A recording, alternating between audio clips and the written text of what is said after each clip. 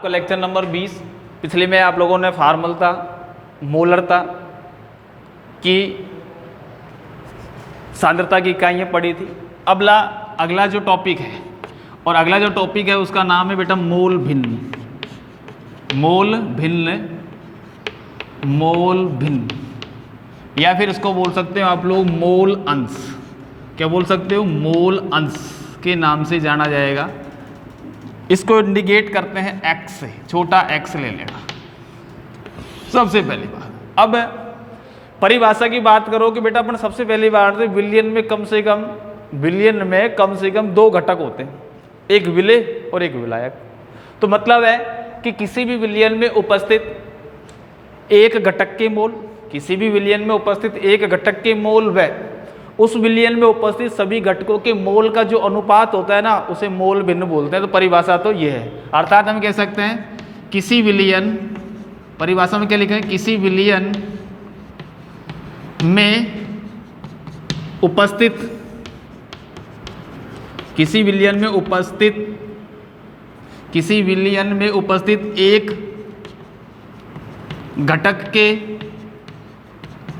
मोल व विलियन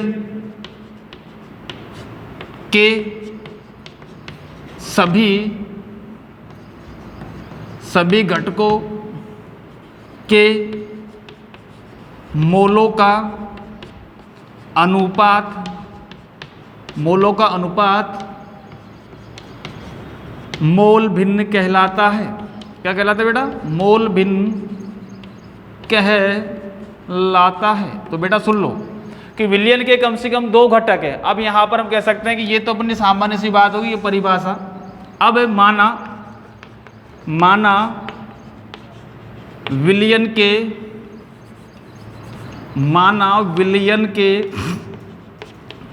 के 2 घटक ए तथा बी, घटक क्या है बेटा? ए तथा बी, इनके मोल अपन जानते हैं, मोल को बेटा स्मॉल एन से इंडिकेट करते हैं। इनके मोल एन ए तथा एन बी, एन ए तथा एन बी, और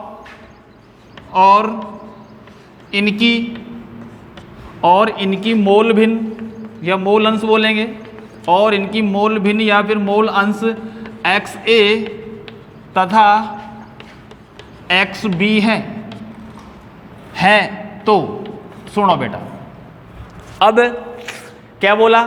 किसी विलियन में उपस्थित एक घटक के मोल बटा विलियन के सभी घटकों के मोलों का जो अनुपात होगा उसको मोल भिन्न बोलोगा। ठीक है। अब घटक ए की मोल भिन्न क्या कहलाएगी? X A.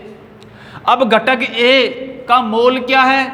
एन ए है कि नहीं है बेटा? अरे घटक ए का मोल क्या है? N A. और विलियन में कितने घटक है? 2, एक ए और बी। अब दोनों घटकों के मोल क्या है? N A plus N B का जो अनुपात होगा उसे मोल भिन्न बोलोगा। ये तो एक्स ए है। अब अपन जानते हैं अच्छी तरह से बेटा, एन ए बराबर क्या होता है? अरे मोल बराबर होता है भार बटा अणुभार, अर्थात एन ए बराबर क्या है? W A upon M A. और एन बी बराबर क्या हुआ? W B upon M B. सही है। तो अब ये तो होगी कंडीशन, आपका एन ए बराबर क्या आएगा? भार बटा अणुभार हो गया। तो ये आपका एम ए और ए क्या होगा? पैर में रखना है आपको। अब एक्स बी बराबर क्या हुआ? एक्स बी बराबर विलेय घटक जो बी है ना उसका मोल बटा विलियन के सभी घटकों के मोल। तो यहाँ नीचे भी क्या आ जाएगा? N A plus N B. तो ये है बेटा घटक बी की मोल भिन्न, और ये है बेटा घटक ए की मोल भिन्न। अब यहाँ पर अपन मान रख सकते हैं बेटा, सबसे पहले आपकी परिभाषाएं तो हो गई, किसी विलियन में उपस्थित कितने भी घटक हो।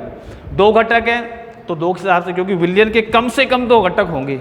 अब विलियन के मतलब कहने का मतलब है, आप 1 गिलास पानी ले रहे हो, उसमें आप 1 चम्मच चीनी डाल दी, उसमें आप लोगों ने 1 चम्मच नमक डाल दिया, उसमें 1 चम्मच और कुछ पदार्थ डाल दिए, जैसे आप लोगों ने सोडा डाल दिया। तो उसके अंदर कितने घटक बोल दिया आप लोगों ने? चीनी भी डाली, आप लोगों ने नमक भी डाला, अपन ने सोडा भी डाला, और विलायक पानी है ही। ठीक है। तो घटक कितने आ गए इसके अंदर? खुद जल 1 दूसरा B, तीसरा C और चौथा D। अर्थात यहाँ पर XA, XB, XC और XD। अब XA निकालोगा तो NA upon NA plus NB plus NC plus ND। फिर इसी प्रकार से B निकालोगा तो NB upon NA plus NB plus NC plus ND dot dot जितने घटक है उस हिसाब से आप लोग बात कर लोगे। अब यहाँ पर यदि अपन मान रखना चाहें कि भैया XA बराबर, इसके नीचे क्या करेंगे, मान रखेंगे। भाई NA का मान रख दिया, इसका मान रख दिया, तो आप रख सकते हो। तो XA बराबर क्या आ जाएगा, NA का मान रखें तो अपने क्या आएगा बेटा, ये आएगा बेटा WA अपॉन MA बटा WA upon MA plus WB upon MB। ठीक सही है कि नहीं है, XA बराबर, ठीक है, यूं रखना चाहो। फिर आप लोग क्या कर सकते हो, XB बराबर करोगा तो XB बराबर क्या होगा, WB upon MB upon WA upon MA plus WB upon MB। यदि इसको खोल के लिखना चाहो तो लिख सकते हो, पहली बात। दूसरी बात, ये जो परिभाषा हो गई, उस परिभाषा के बाद विलयन में कितने भी घटक हो, अर्थात एक घटक XA प्लस दूसरा घटक XB डॉट डॉट डॉट, ये बोल रहा हूं कितने भी घटक हो, उन सब का जो मान होता है वो हमेशा एक होता है, ध्यान रख लेना। यदि दो घटक है तो एक घटक का मान 0.5, दूसरे का 0.5 होगा। तीन घटक है तो 33.4 घटक है तो 1/4 प्लस 1/4 प्लस 1/4 प्लस 1/4, मतलब टोटल मान होने वाले, जैसे 10 घटक है तो 10 घटक के हिसाब से 10 घटकों का जो योग होगा वो हमेशा 1 के बराबर होने वाला है। 1 से अधिक मोल भिन्न होती नहीं है, भले ही घटक कितने ही हो। 5 है तो 1 में 5वां हिस्सा आ जाएगा अकेले का। समझ में आ गई? तो मतलब समझ में आ रहा कि किसी विलयन में उपस्थित एक घटक के मोल व विलयन में उपस्थित सभी घटकों के मोलों का जो अनुपात होगा मोल भिन्न कहलाएगा। माना विलयन के दो घटक A तथा B, उनके मोल NA तथा NB और इनकी मोल अंश XA XB है, तो घटक A की मोल भिन्न बराबर XA, घटक B की मोल भिन्न बराबर, ये मान आप रखना चाहो रखो। उसके बाद लास्ट एंड में क्या लिखोगे, XA plus XB dot dot dot, अर्थात और भी कोई घटक है तो उन सब का मान 1 रहेगा। समझ में आई? अब समझ, आपको बोलोगे साहब ये क्या काम आएगा, इसका सवाल कैसा बनने वाला है, तो अपन इसके सवाल के बारे में अपन अब थोड़ा सा देखेंगे सवाल किस प्रकार से बनेंगे बेटा। तो आप लोग सवाल लिखेंगे इसमें,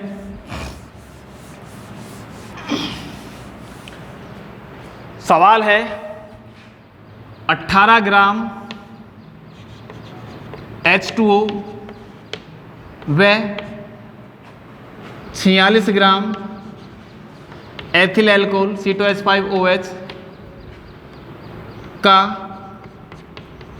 विलयन है। ठीक है बेटा, या घोला है, कैसे भी करो, का विलयन है, तो H2O तथा C2H5OH की मोल भिन्न या मोल अंश बोल सकते हो, मोल भिन्न ज्ञात करो। भाई इस विलयन में कितने घटक हो गए, अपन को विलय विलायक से कोई लेना देना नहीं है। विलय कौन सा है, विलायक कौन सा है, अपन जानते जो अधिक होता है वो विलायक होता है। 46 ग्राम एथिल एल्कोहल विलायक है और जल क्या है, विलय है। पहली बात, तो इससे अपन को कोई लेना देना नहीं। लेकिन सबसे पहले अपन बोलेंगे भाई XH2O, सही है। अरे जल की मोल भिन्न बराबर जल का मोल NH2O, सही है कि नहीं है। अब विलयन के अंदर कितने कौन कौन से घटक, एक ये वाला और एक ये वाला, NH2O प्लस NC2H5OH, पहली कंडीशन। ये तो आपका पहला हो गया। अब XC2H5OH बराबर NC2H5OH अपॉन NC2H5OH, या फिर उल्टा पुल्टा कोई दिक्कत नहीं, पहले H2O लिख दो, कोई लिखो, ठीक है, H2O लिख देते हैं, तुम्हारा कोई दिक्कत आ जाए कहीं। H2O plus NC2H5OH। अब आपको क्या करना है, NH2O और NC2H5OH का मान निकाल लेंगे यहाँ पे। अब देखो NH2O बराबर क्या हो गया, H2O का भार बटा H2O का अणुभार, अर्थात अब जल को देखो, भार कितना दिया हुआ है 18, और जल का अणुभार कितना होगा बेटा 16 और 2 18, सही है। तो यहाँ पर NH2O बराबर क्या आएगा 18 दिया ही हुआ है, और 18 अणुभार आएगा, कितना आएगा इसका 1, सही है।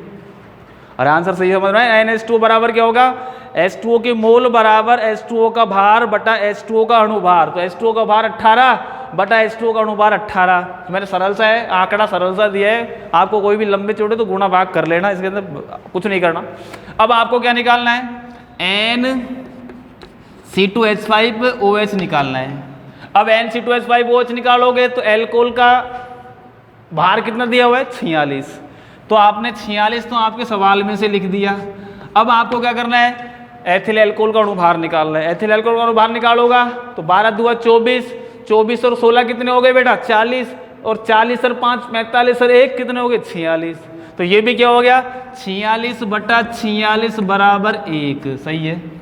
अब क्या करना, जो NH2O है और NC2H5OH उनके मान रखोगे बराबर, मैं यहीं लिख रहा हूँ, XH2O बराबर 1 बटा 1 प्लस 1 बराबर क्या आएगा 1 बटा 2, सही है गलत है, हो गया।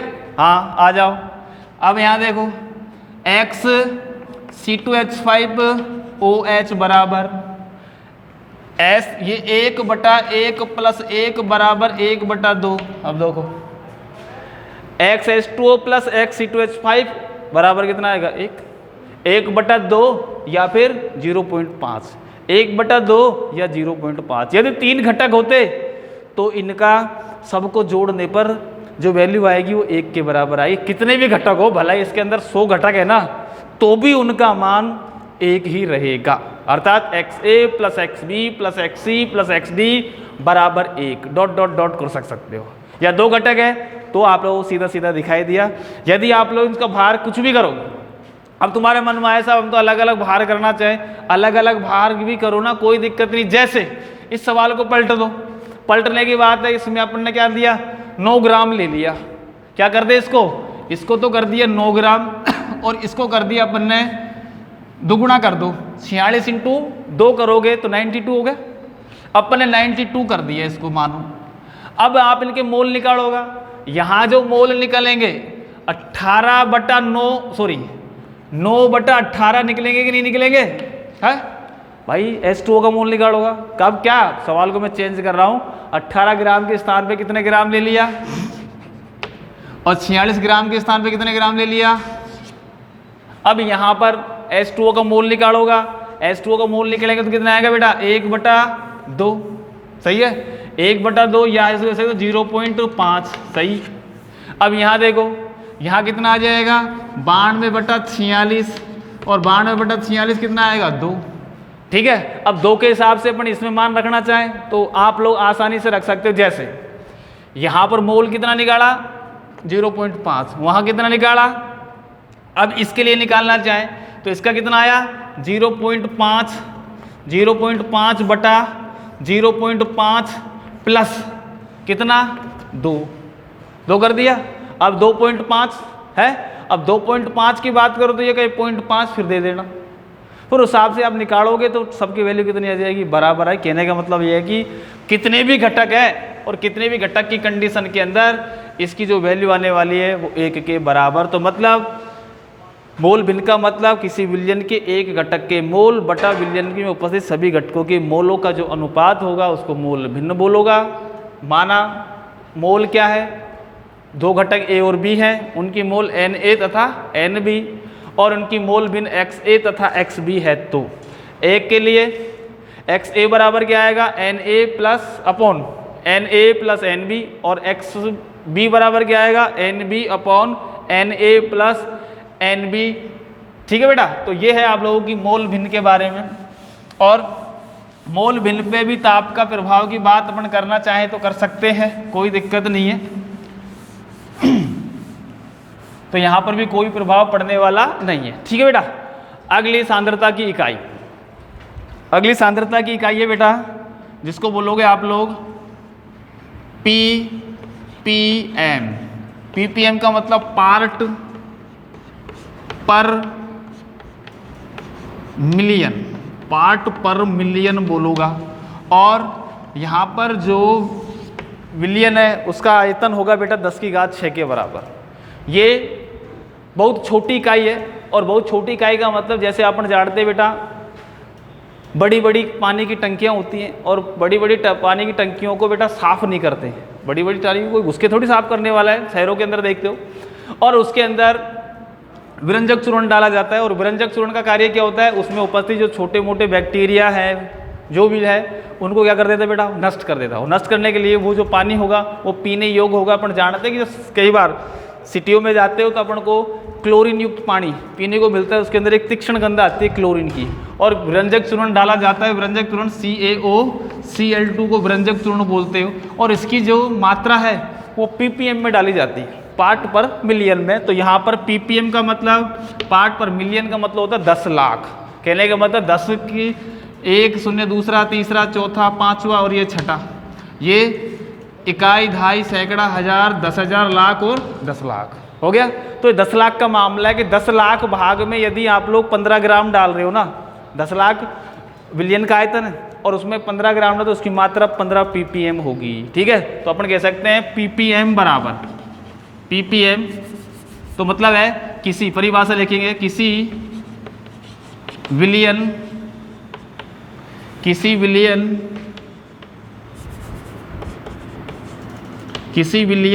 के 10⁶ भाग में उपस्थित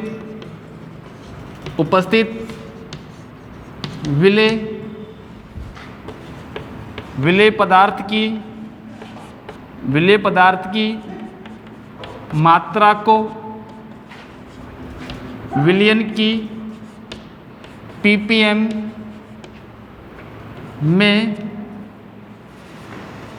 में इकाई कहते हैं, यूँ लिख सकते हो आप, इकाई कहते हैं। ठीक है, तो अपन सूत्र बोलेंगे ppm बराबर क्या लिखेंगे, ppm बराबर विलेय का भार अपॉन विलायक का भार इंटू 10⁶ या हमें पूरा विलायक का भार जो भी है। तो आप लोग इसको क्या करोगे, 10⁶ से गुणा कर लेना, और जो मात्रा आएगी वो बेटा ppm में आएगी। यहाँ पर अणुभार से कोई लेना देना नहीं होगा। तो ये है बेटा पार्ट पर मिलियन, और यही मात्रा यदि 10⁹ में है तो उसको बोलोगे ppb, पार्ट पर बिलियन उसको बोलोगे। फिर यहाँ पर क्या लिखोगे बेटा, अगला जो टॉपिक होने वाला है वो कौन सा होगा, ppb। और ppb का मतलब यहाँ पर जो साधा 10⁹ होगी, और इसको बोलोगे पार्ट पर बिलियन, पार्ट पर बिलियन के नाम से जाना जाएगा। और यहाँ पर ये 10⁶ के स्थान पर कितना आ जाएगा, 10⁹, और इसको बोलोगे ppb, और यहाँ 10⁶ के स्थान पर आएगा 10⁹। तो परिभाषा आप लोग चेंज कर सकते हो, और इसको बोलोगे पार्ट पर बिलियन। ठीक है, और इसमें क्या होगा, आयतन 10⁹ का होगा। और अपन जब 10 की बिंदी 9 लगाते हैं, ये तो 6 बिंदियाँ थी, अपन ने कितनी लगा दी, अब 6 के 7 8 और 9, इकाई, दहाई, सैकड़ा, हजार, 10,000, लाख, 10 लाख, फिर करोड़, और फिर 10 करोड़ है, और 10 करोड़ के बाद आ गया है तो अरब, तो 1 अरब मामला हो गया। तो 1 अरब भाग में उपस्थित विलेय पदार्थ की जो मात्रा होगी उसको ppb बोलोगे। 10 लाख भाग में जो मात्रा होगी उसको ppm बोलोगे, ppm अर्थात पार्ट पर मिलियन बोलोगे। टूथपेस्ट हुआ या कुछ भी हुआ, उसके अंदर जो फ्लोराइड की मात्राएं होती हैं वो हमेशा ppm में ही होती है बेटा। अपन जानते हैं फ्लोराइड की मात्रा, और फ्लोराइड की मात्रा 1.5 के आसपास है तो हमारे लिए लाभदायक है, और फ्लोराइड की मात्रा यदि 2.5 ppm से अधिक है तो वो अपनी हड्डियों को टेढ़ापन करेगा, या फिर हम कह सकते हैं आपकी रीढ़ की हड्डी भी टेढ़ी हो सकती है। फ्लोराइड के कारण दांत भी खराब हो जाते हैं। ठीक है बेटा, अधिक मात्रा में फ्लोराइड होने से। तो बेटा ये था आप लोगों की सांद्रता की इकाई नंबर जो चल रही थी, उस हिसाब मैंने बता ही दिया। अगली जो इकाई है, और अगली इकाई के अंदर जो लास्ट इकाई मानोगे इसको, और इसको बोलोगे बेटा नॉर्मलता। क्या बोलोगे, नॉर्मलता। और नॉर्मलता को कैपिटल N से इंडिकेट करते हैं। ये लास्ट इकाई है। और लास्ट इकाई ये अपने आप में इम्पोर्टेंट इकाई है। सबसे पहली बात है कि बेटा यहाँ पर एक टॉपिक पढ़ना पड़ेगा और टॉपिक होगा, उसका नाम है तुल्यांक भार। तुल्यांक भार जिसको इक्विवेलेंट वेट बोला जाएगा। अणुभार अपन जानते हैं, परमाणु भार हम जानते हैं, सूत्र भार हम जानते हैं, लेकिन तुल्यांक भार हमने पढ़ा ही नहीं अभी तक। तो तुल्यांक भार की सबसे पहले अपन परिभाषा लिखेंगे। और तुल्यांक भार का मतलब क्या होता है, सबसे पहली बात सुनो। सामान्य रूप से किसी भी यौगिक का तुल्यांक भार बराबर यौगिक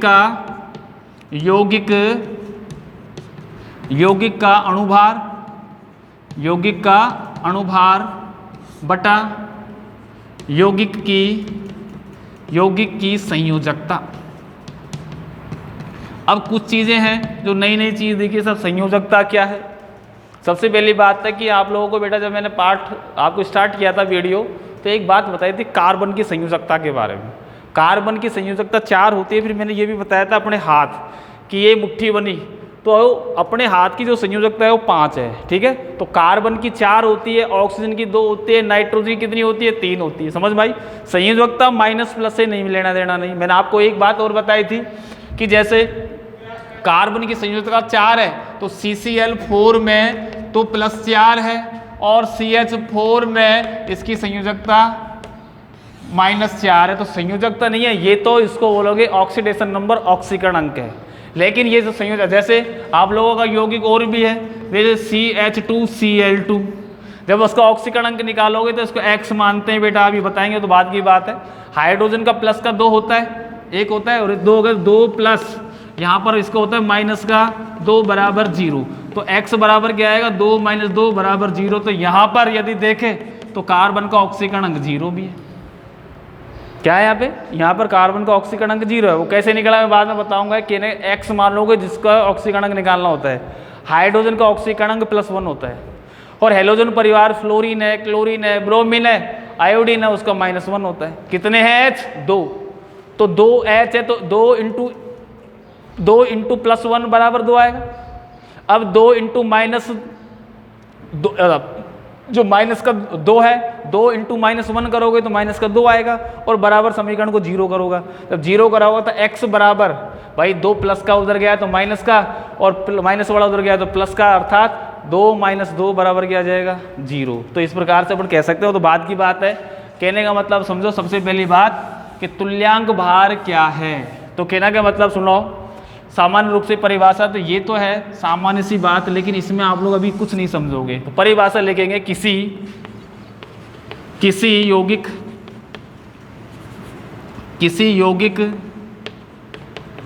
यौगिक का तुल्यांक भार वह भार है जो हाइड्रोजन के 1 भाग, क्लोरीन के Cl के 35.5 भाग, या Ag के 108 भाग से संयोग करता है,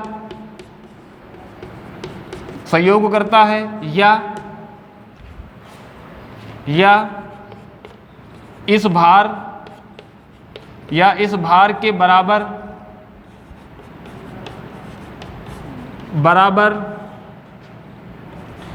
प्रतिस्थापित करता है, मतलब उसको हटाता है, प्रतिस्थापित करता है यौगिक का तुल्यांक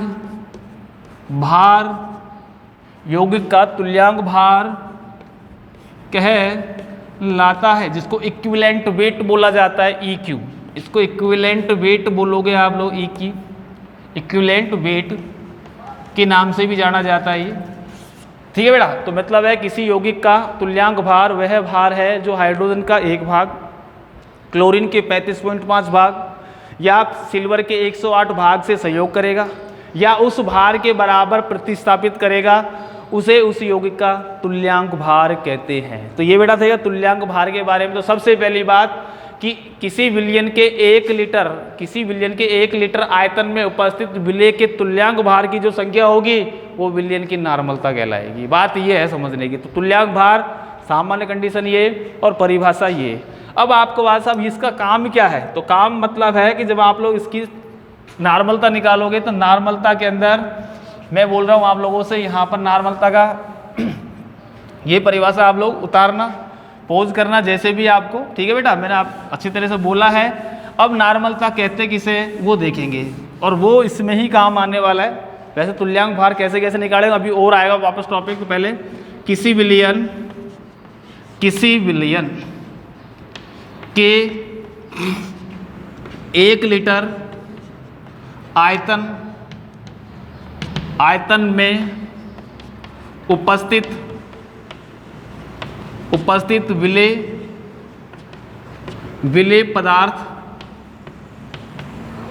पदार्थ के तुल्यांक भारों की संख्या, मात्रा जो भी भारों की संख्या को विलयन की नार्मलता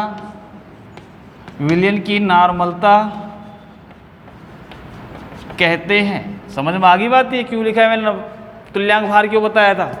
किसी विलयन के 1 लीटर आयतन में उपस्थित विलेय के तुल्यांक भारों की संख्या को विलयन की नार्मलता कहते हैं। अर्थात n बराबर विलेय का भार, सही है, विलेय का भार काय में ले रहे हो, कुछ में लेना, ग्राम जो भी है ग्राम में ले कुछ में लो, अपॉन विलेय